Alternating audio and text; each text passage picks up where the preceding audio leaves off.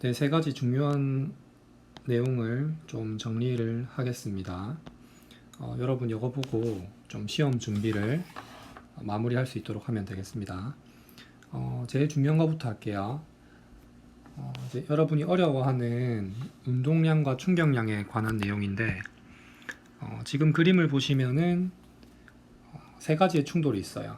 그래서 A라는 상황, B, C 세 가지 상황이 있는데 첫 번째 상황은 자동차가 운동을 하다가 정지를 하는 상황이고, 두 번째 상황도 마찬가지로 자동차가 쭉 운동을 하다가 어딘가에 부딪혀서 정지를 하는 상황이에요.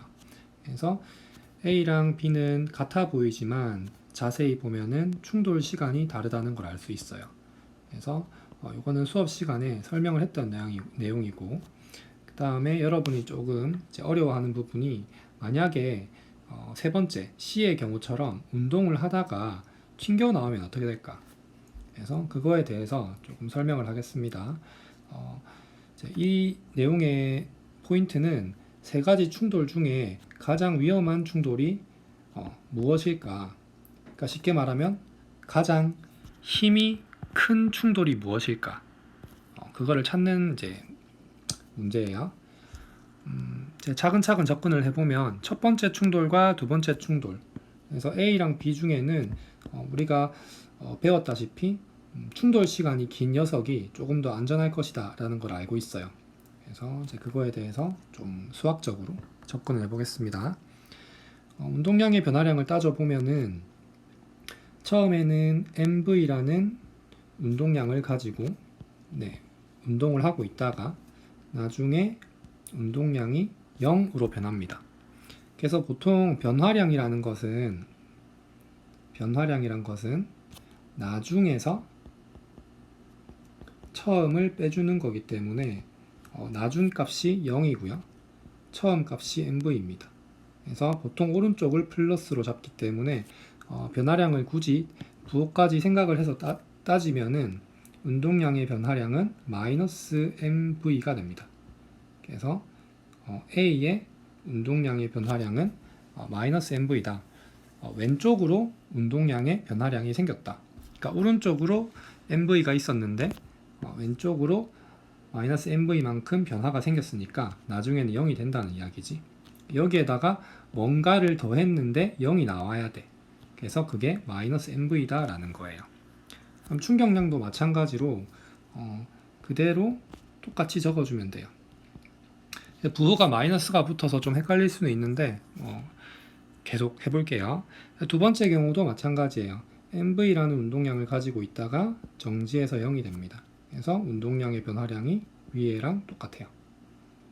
그래서 크게 뭐 달라 보이는 게 없지만, 그죠? 여기까지는 똑같은데 이제 맨 오른쪽에 정리를 해보면 이게 결국에는 F 곱하기 T가 될 텐데 이거를 FA라고 하고요. 그 다음에 시간은 T, 여기서 준 시간을 적는 거예요. T.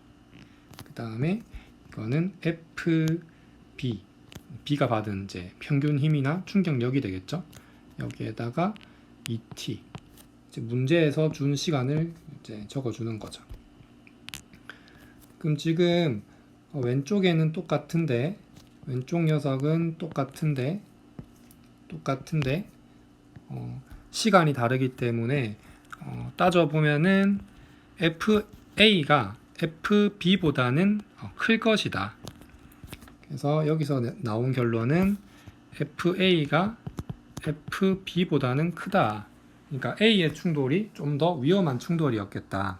그래서 여기까지는 배운 내용이고, 그 다음에 C의 충돌을 보면은 MV로 운동하던 차량이 있었어요.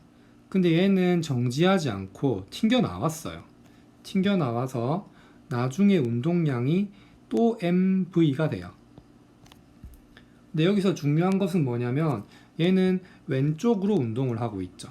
그래서 이거를 운동량이 크기는 똑같지만 방향이 변했기 때문에 여기에 방향의 표시인 마이너스를 적어줍니다. 그래서 마이너스를 적어주면은 운동량의 변화량은 아까 말했다시피 나중에서 처음을 뺀 값이 있기 때문에 이 나중에서 처음을 빼주면 운동량의 변화량이 마이너스 2mv가 돼요. 그래서 그대로 충격량이니까 마이너스 2mv 적어주고, 그럼 이제 이거는 FC 곱하기 T가 될 텐데, 충돌 시간은 T라고 줬죠. T가 될 텐데, 얘는 충격량이 다른 애들보다 큰 거예요. 충격량이 얘네들은 같지만 얘는 충격량이 2배나 더 커요. 결론, 가장 위험한 충돌은 세 번째 충돌이다. 되튕겨 나오는 충돌이 가장 위험한 충돌이겠다. 시간도 많이 길지도 않죠. 시간도 짧고 또 받는 힘은 큰 거죠. 그래서 여기서 가장 위험한 충돌은 위험한 충돌, 그러니까 힘의 크기가 클수록 위험하니까 FC가 가장 크고, 그 다음에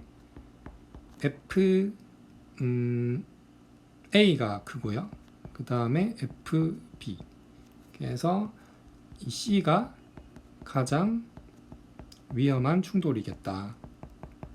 그래서 여러분 이 내용을 좀 인지하고 있으면은 되튕겨 나오는 충돌이 가장 위험하다.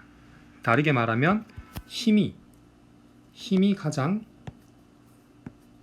이게 뭐죠? F가 우리가 부를 때 평균 힘이라고 부르기도 하고 또는 충격력이라고 부르기도 하죠. 그래서 이게 가장 큰 충돌이겠다. 그래서 요거 여러분 이해 안 되면 몇 번 고민하면서 여러분 영상도 보시고 이해를 할 때까지 좀 공부를 하면 되겠고요. 그 다음에 또 여러분이 헷갈려 하는 게 중력에 관한 이제 내용인데, 첫 번째 A 같은 운동은 자유낙하 운동이에요. 물체를 공기 저항이 없는 데서 그냥 떨어뜨리는 운동이고, 두 번째 운동은 수평으로 던지는 운동이에요. 그래서 이거를 조금 줄여서 이야기하면은 수평 투사 운동이라고 할 수 있는데, 이게 자세히 보시면은 이게 내려가는 게, 이 아래로 내려가는 게 똑같은 시간마다, 그죠? 뭔가 길이가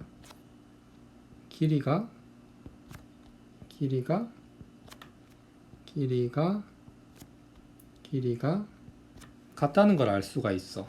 그래서 수직 방향으로는 똑같은 운동을 하고 있지만 A랑 B가 달라 보이는 게, 그러니까 B 운동은 뭐예요? 우리가 흔히 보는 포물선 운동이잖아요. 이 포물선 운동은 사실은 이 아래로 떨어지는 운동에다가 옆으로 가는 운동의 합이에요.